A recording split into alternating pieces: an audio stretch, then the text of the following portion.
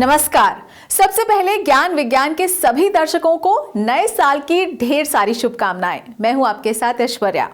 उम्मीद है कि साल 2023 में भी विज्ञान, प्रौद्योगिकी, आविष्कार और नवाचार के क्षेत्र में विकास की यह रफ्तार बनी रहेगी और हमारा समाज एक वैज्ञानिक और तथ्यात्मक सोच के साथ हर चुनौती का सामना करेगा। आज के विशेष एपिसोड में हम बात करेंगे विज्ञान मंत्रालयों और विभागों द्वारा बीते साल में प्राप्त की गई उपलब्धियों और योगदान की। लेकिन शुरुआत करते हैं इस अंक की सुर्खियों से। विज्ञान एवं प्रौद्योगिकी विभाग के प्रयासों ने भारत की वैश्विक रैंकिंग में किया सुधार। साल 2022 के दौरान डीएसटी की पहलों से प्राप्त हुई कई महत्वपूर्ण उपलब्धियां। सीएसआईआर की प्रयोगशालाओं द्वारा 2022 में प्राप्त की गई उपलब्धियों पर नजर। देश भर में फैली 37 प्रयोगशालाओं और संस्थानों ने विज्ञान के हर क्षेत्र में राष्ट्र को किया मजबूत। जैव प्रौद्योगिकी विभाग के 14 स्वायत्त संस्थानों ने विश्व स्तर पर देश को बनाया अग्रणी। साल 2022 में की गई सभी संस्थानों की व्यापक समीक्षा। और मौसम, महासागर और भूकंप अनुसंधान एवं विकास कार्यों में देश को मिली बढ़त। पृथ्वी विज्ञान मंत्रालय और उसके विभागों ने बीते साल भी जारी रखा अपनी सफलता का सफर। और अब खबरें विस्तार से। बीता साल पूरी दुनिया की तरह भारत के लिए भी कोरोना काल के प्रभाव से उबरने में गुजरा, जिसमें विज्ञान और प्रौद्योगिकी का सबसे बड़ा योगदान रहा। भारत सरकार के विज्ञान एवं प्रौद्योगिकी विभाग ने अपने प्रयासों से कई महत्वपूर्ण उपलब्धियां हासिल की। भारत ने वैश्विक स्तर पर अपनी रैंकिंग में अभूतपूर्व प्रगति की। आइए एक नजर डालते हैं साल 2022 में डीएसटी द्वारा प्राप्त की गई कुछ प्रमुख उपलब्धियों पर। भारत सरकार के विज्ञान और प्रौद्योगिकी मंत्रालय के अधीन विज्ञान एवं प्रौद्योगिकी विभाग देश में वैज्ञानिक प्रगति और प्रौद्योगिकी विकास की नोडल एजेंसी के रूप में कार्यरत विभाग है। डीएसटी ने वैज्ञानिक दृष्टिकोण के प्रचार प्रसार के साथ देश को अग्रणी राष्ट्रों की सूची में पहुंचाने का कार्य किया है। साल 2022 भी वैज्ञानिक उपलब्धियों को लेकर महत्वपूर्ण साल रहा। भारत ने ग्लोबल इनोवेशन इंडेक्स में बीते साल 40वां स्थान हासिल किया। वहीं एनएसएफ डेटाबेस के मुताबिक वैज्ञानिक प्रकाशनों और स्टार्टअप की संख्या के लिहाज से भारत शीर्ष 3 देशों में बना रहा। डीएसटी द्वारा अनुसंधान एवं विकास के क्षेत्र में चलाई जा रही योजनाओं और कार्यक्रमों में प्रगति के अलावा अन्य उपलब्धियों की बात करें तो साल 2022 में देश के 5 संस्थानों IIT Kharagpur, NIT Trichy, IIT Gandhinagar, IIT Guwahati और आईआईटी मंडी में उच्च क्षमता वाले कंप्यूटर स्थापित किए गए। ग्लोबल विलेज को भू सक्षम बनाना, कोई भी पीछे न रहे विषय पर हैदराबाद में 10 से 14 अक्टूबर 2022 तक दूसरी संयुक्त राष्ट्र विश्व भू स्थानिक सूचना कांग्रेस को सफलतापूर्वक आयोजित किया गया। देश के राष्ट्रीय सर्वेक्षण और मानचित्रण संगठन भारतीय सर्वेक्षण विभाग ने ग्रामीण क्षेत्रों में तकनीक की मदद से मैपिंग और गांवों के सर्वे की योजना के तहत 2 लाख से अधिक गांवों का ड्रोन से सफलतापूर्वक सर्वेक्षण किया। इसका मकसद गांव वालों को अपनी आवासीय संपत्ति का मालिकाना हक दिलाने में मदद करना है। 29 जनवरी 2022 की शाम बीटिंग द रिट्रीट समारोह में आसमान में 1000 स्वदेशी ड्रोनों के झुंड ने मनमोहक आकृतियां बनाई। महिलाओं द्वारा संचालित मेसर्स बॉट लैब डायनामिक्स के ड्रोन शो ने भारत को दुनिया में 4थे स्थान पर स्थापित किया और माननीय प्रधानमंत्री से सराहना भी प्राप्त की। Messrs Skyshade Daylight private limited Hyderabad ने कार्बन फुटप्रिंट कम करने के लिए भारत की पहली एकीकृत डे लाइटिंग प्रणाली का प्रस्ताव दिया। ये एसी लोड को भी कम कर सकता है, जिससे बदले में हमारे पर्यावरण और जलवायु का संरक्षण होगा। ये दिन का प्रकाश तहखानों तक पहुंचा सकता है। डीएसटी के अधीन स्वायत्त संस्थान रामन अनुसंधान संस्थान और क्वांटम कंप्यूटिंग इंस्टीट्यूट कनाडा के वैज्ञानिकों ने उच्च आयामी प्रणालियों में जटिलता को मापने का एक आसान तरीका खोज निकाला है। खगोल विज्ञान के क्षेत्र की बात करें तो डीएसटी के अधीन आर्यभट्ट प्रेक्षण विज्ञान अनुसंधान संस्थान की देवस्थल में स्थित 3.6 मीटर देवस्थल ऑप्टिकल टेलीस्कोप और 1.3 मीटर देवस्थल फास्ट ऑप्टिकल टेलीस्कोप का उपयोग कर भारतीय और अंतर्राष्ट्रीय सहयोगियों सहित वैज्ञानिकों की एक टीम ने प्लूटो की सतह पर उसके वायुमंडलीय दबाव की सटीक गणना की है। स्वदेशी सारस 3 रेडियो टेलीस्कोप का उपयोग करते हुए रामन अनुसंधान संस्थान के शोधकर्ताओं ने हमारे ब्रह्मांड की प्रारंभिक अवस्था में जब तारे और आकाशगंगाएं अस्तित्व में आईं, रेडियो तरंग संकेतों की खोज के हालिया दावे का खंडन किया है।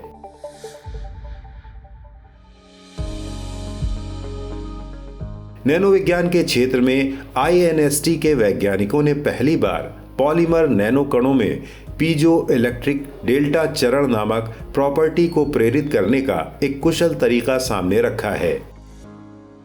S N Bose Centre for Basic Sciences के शोधकर्ताओं ने मशीन लर्निंग का उपयोग कर नैनो स्केल पर मिश्र धातुओं का डिजाइन मैप विकसित किया है, जो धातुओं के जोड़े के मिलान में मदद कर सकता है, जो बाई मेटेलिक नैनो एलाइज बनाते हैं। जलवायु और पर्यावरण के क्षेत्र में Wadia institute of Himalayan geology के अध्ययन में पाया गया कि सुरू बेसिन, लद्दाख और पश्चिमी हिमालय में ग्लेशियर में लिटिल आइस एज के मरीन आइसोटोप स्टेजों में काफी उतार चढ़ाव आया है। ऐसे हिमनद कालक्रम पिछले जलवायु परिवर्तनों को समझने और क्षेत्र में भविष्य के जलवायु परिवर्तन के प्रभावों का आकलन करने में मदद कर सकते हैं। Birbal Sahni institute of paleo sciences के शोध में कहा गया है कि पूर्वी तट के पास चिल्का और सुंदरबन और भारत के पश्चिमी तट के साथ द्वारका और पोरबंदर में कुछ मैंग्रोव प्रजातियों के 2070 तक घटने और भूमि की ओर स्थानांतरित होने की संभावना है। स्वास्थ्य के क्षेत्र में इस साल Jawaharlal Nehru centre for advanced scientific research के वैज्ञानिकों ने एक कृत्रिम एक्टिव मैटर सिस्टम के ग्लासी डायनामिक्स का अध्ययन किया है। इनकी रिसर्च फिजिकल रिसर्च लेटर्स में पब्लिश हुई है। अंतर्राष्ट्रीय उन्नत पाउडर धातुकर्म और नई सामग्री अनुसंधान केंद्र ARCI द्वारा एक प्लेटिनम आधारित इलेक्ट्रो कैटलिस्ट विकसित किया गया है, जिसका इस्तेमाल फ्यूल सेल्स में किया जा सकता है। इस इलेक्ट्रो कैटलिस्ट ने व्यावसायिक रूप से उपलब्ध इलेक्ट्रो कैटलिस्ट की तुलना में बेहतर नतीजे सामने रखे हैं। इससे फ्यूल सेल के प्रदर्शन की अवधि बढ़ सकती है। इन प्रमुख उपलब्धियों के अलावा विज्ञान एवं प्रौद्योगिकी विभाग ने पूर्वोत्तर राज्यों में विज्ञान और प्रौद्योगिकी हस्तक्षेपों को बढ़ावा देने के उद्देश्य से ध्यान केंद्रित किया। पूरे देश में डीएसटी ने आधुनिक सुविधा युक्त राष्ट्रीय परीक्षण प्रयोगशालाओं की स्थापना पर जोर दिया।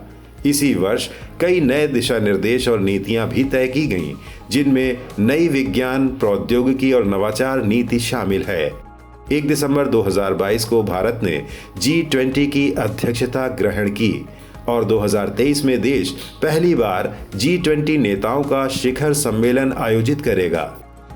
इस दौरान डीएसटी ने साइंस 20 की गतिविधियों और अनुसंधान नवाचार पहल को लेकर समूहों में समन्वय की जिम्मेदारी ली है।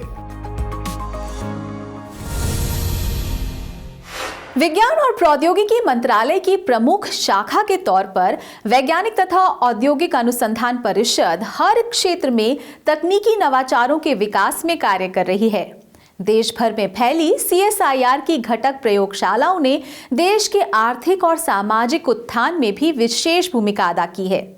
आइए देखते हैं बीते साल 2022 में CSIR ने कौन-कौन सी महत्वपूर्ण उपलब्धियों को प्राप्त किया।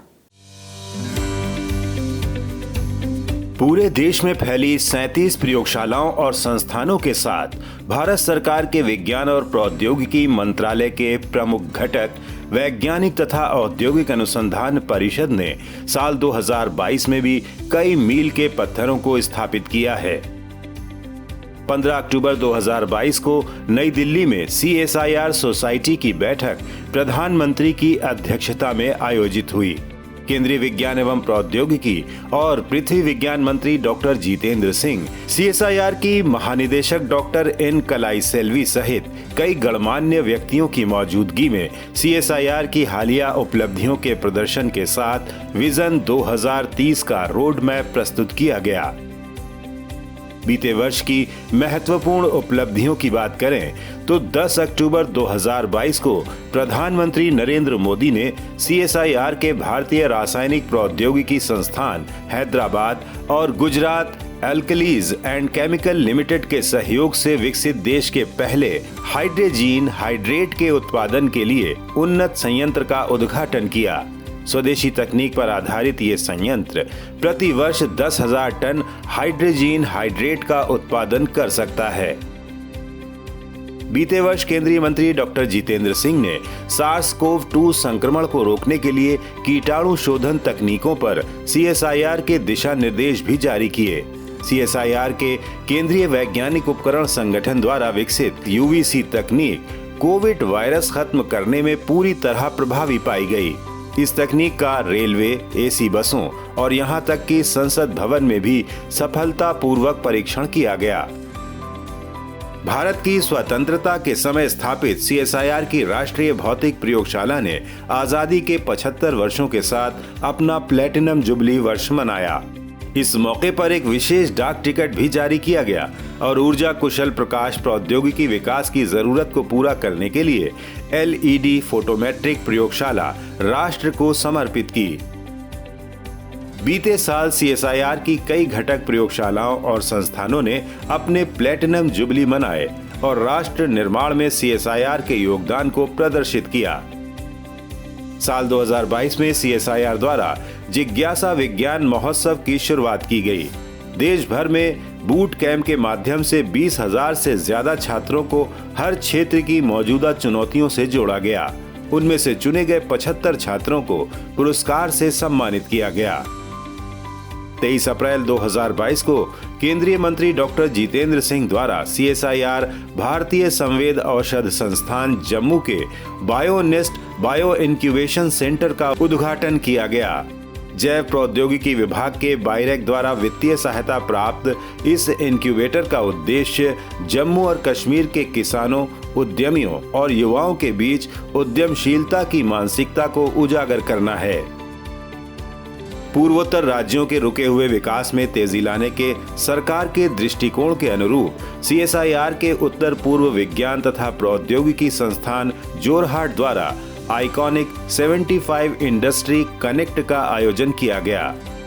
आई कनेक्ट कार्यक्रम उद्योगों तक पहुंचने के लिए CSIR, DBT, DST, MOES और अन्य वैज्ञानिक विभागों का समेकित प्रयास था। CSIR national aerospace laboratories NAL ने साल 2022 में स्वदेशी प्रशिक्षण विमान हंसा NG का हवा में इंजन रेलाइट परीक्षण सफलतापूर्वक पूरा किया। बीते वर्ष NAL द्वारा अपने ऑक्टाकॉप्टर का भी सफल परीक्षण किया गया। हल्के कार्बन फाइबर फोल्डेबल संरचना से बना ये उन्नत UAV 20 किलोग्राम वजन के साथ 20 मिनट तक उड़ान भर सकता है। इसका इस्तेमाल कृषि कार्यों के साथ साथ आपातकालीन वैक्सीन डिलीवरी जैसी सेवाओं में किया जा सकता है। CSIR केंद्रीय सड़क अनुसंधान संस्थान ने अपनी पेटेंट तकनीक द्वारा विकसित देश के पहली गड्ढों की मरम्मत करने वाली पैच फिल मशीन और मोबाइल कोल्ड मिक्सर और पेवर मशीन का उद्घाटन किया। बीते साल केंद्रीय मंत्री डॉक्टर जितेंद्र सिंह ने CSIR और KPIT कंपनी पुणे के साथ मिलकर विकसित की गई भारत की पहली स्वदेशी हाइड्रोजन फ्यूल सेल आधारित बस का अनावरण किया। ये भारत में एक नई युग की शुरुआत कही जा सकती है। वैज्ञानिक तथा औद्योगिक अनुसंधान परिषद ने अपशिष्ट जल में SARS-CoV-2 वायरस की पर्यावरण निगरानी के लिए साल 2022 का the Golden Peacock Eco Innovation Award जीता। इस कार्य में CSIR की IICT, CCMB, NCL और नीरी प्रयोगशालाओं ने सहयोग किया था।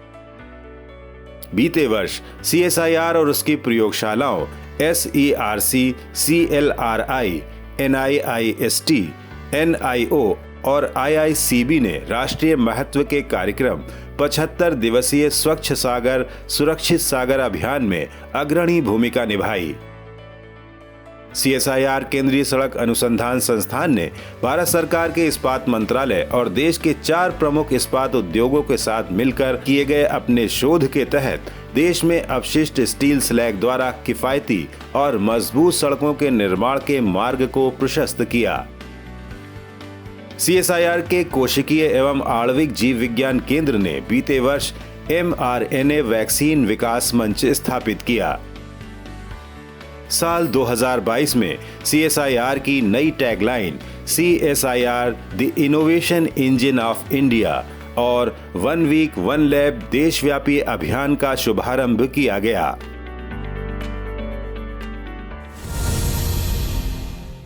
बीते साल में सभी मंत्रालयों और विभागों ने अपने प्रयासों और प्राप्त किए गए लक्ष्यों की समीक्षा की।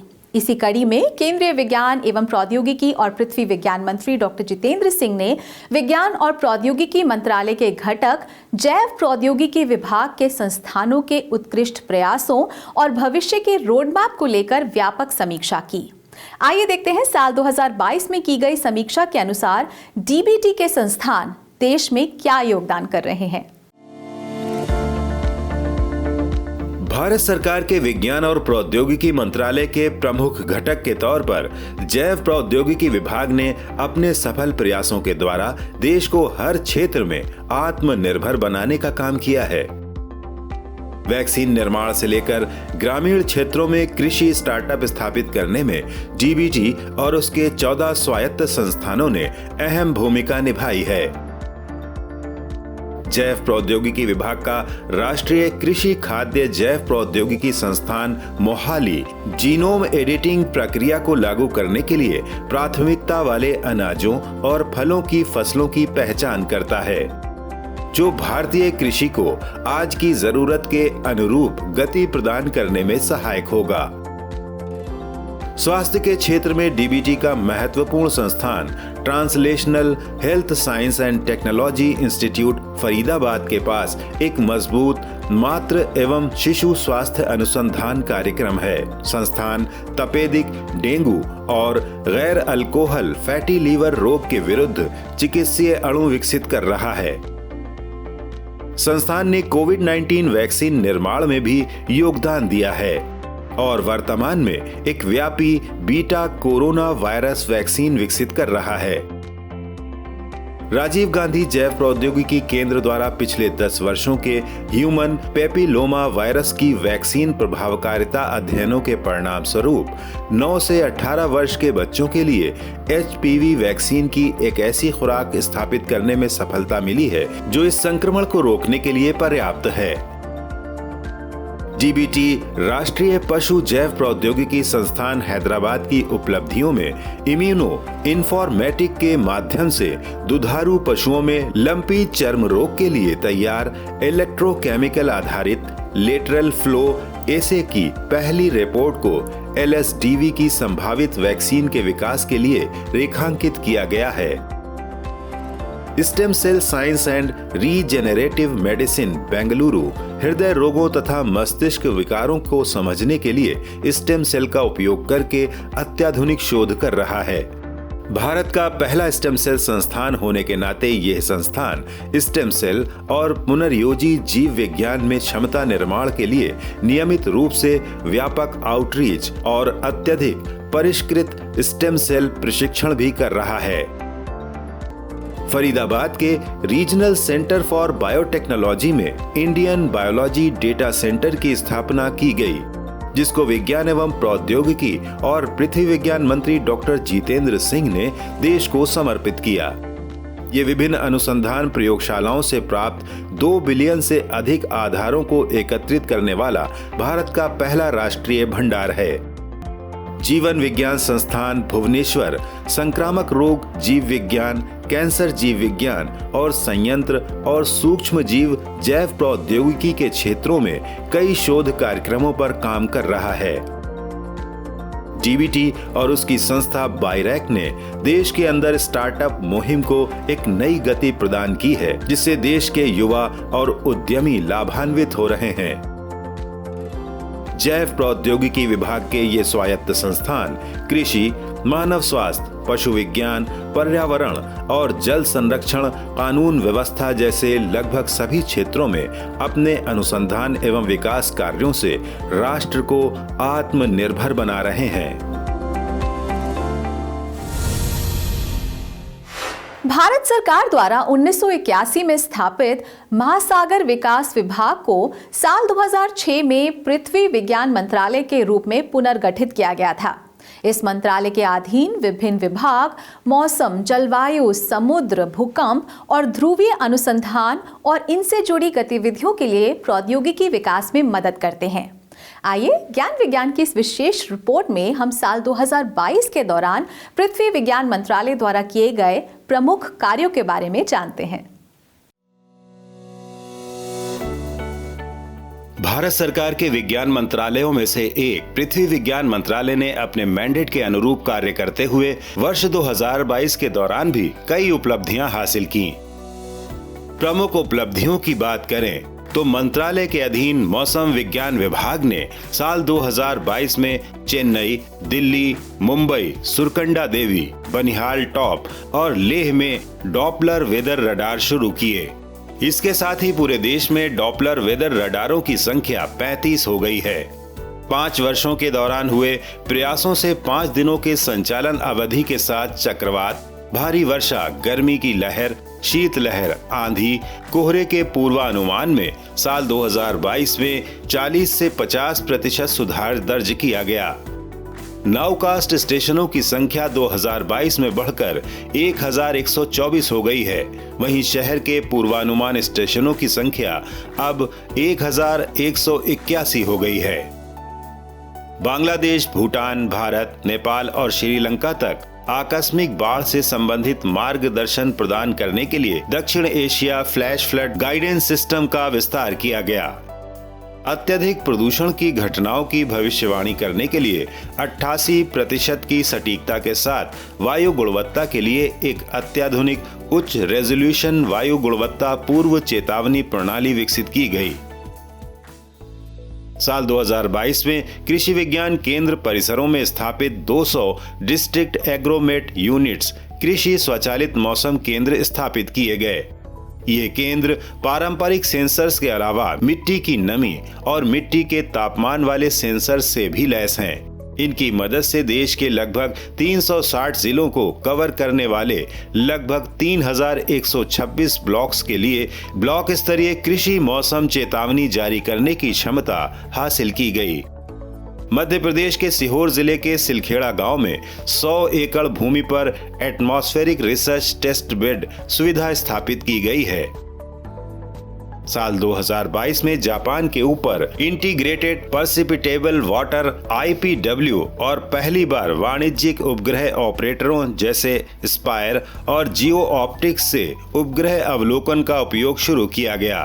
6 किलोमीटर की क्षैतिज विभेदन के साथ उच्च रेजोल्यूशन वैश्विक पूर्वानुमान मॉडल का एक प्रायोगिक स्वरूप लागू किया गया है ताकि छोटे पैमाने पर मौसम की भविष्यवाणी में सुधार किया जा सके।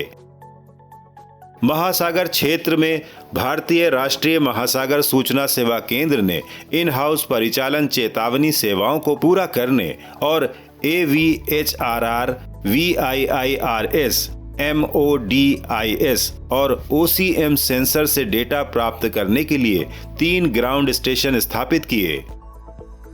2022 में ही autonomous coastal water quality coastal observatory भारतीय तट के साथ कोच्चि और विशाखापट्टनम में स्थापित की गई और तटीय जल की गुणवत्ता का आकलन करने के लिए फरवरी 2022 से अप्रैल 2022 के दौरान पश्चिम बंगाल से गोवा तक 2 क्रूज चलाए गए।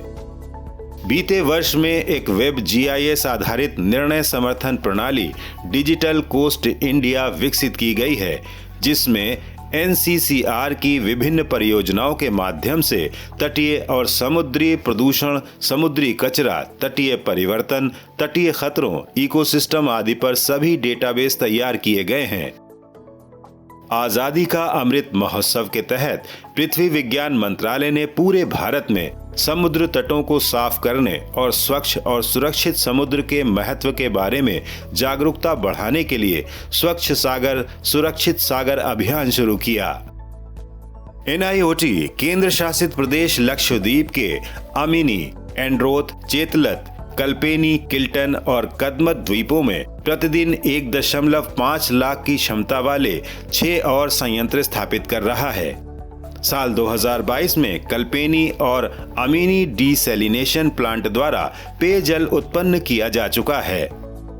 सितंबर 2022 में स्वदेशी रूप से विकसित सुनामी बॉटम प्रेशर रिकॉर्डर सागर भूमि की एक प्रोटोटाइप इकाई को चेन्नई में सफलतापूर्वक तैनात किया गया।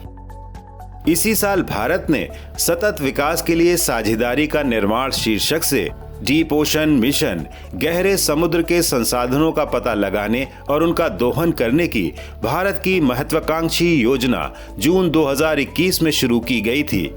इस मिशन के तहत 2021-22 में कई प्रयास प्रारंभ किए गए, जिनमें 3 लोगों को वैज्ञानिक सेंसर और उपकरण सहित समुद्र में 6000 मीटर की गहराई तक ले जाने के लिए मानव युक्त सबमर्सिबल विकसित करने जैसे कार्य शामिल हैं। कुल मिलाकर बीता साल पृथ्वी विज्ञान मंत्रालय के लिए सकारात्मक गतिविधियों से भरपूर रहा।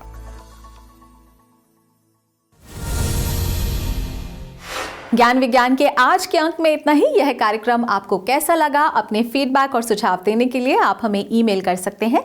हमारा ईमेल है indiascience@vigyanprasar.gov.in। आप अपनी राय हमें डाक के द्वारा भी भेज सकते हैं। हमारा पता है विज्ञान प्रसार A50 सेक्टर 62 नोएडा 201309 उत्तर प्रदेश। विज्ञान, प्रौद्योगिकी, आविष्कार और नवाचार से जुड़ी ताजा जानकारियों के साथ अगले हफ्ते इसी वक्त इसी चैनल पर फिर हाजिर होंगे।